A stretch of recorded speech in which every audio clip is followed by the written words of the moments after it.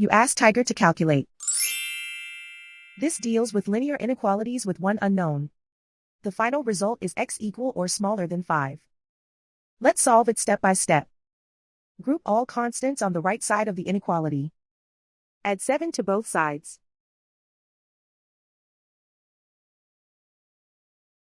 Simplify the arithmetic.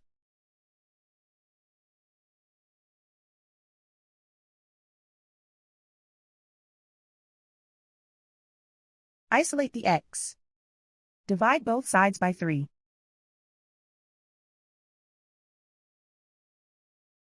Simplify the fraction.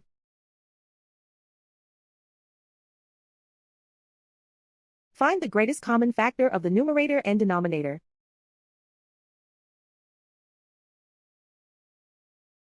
Factor out and cancel the greatest common factor.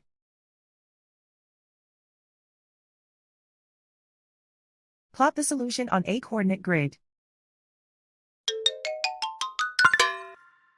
And so the final result is x equal or smaller than 5.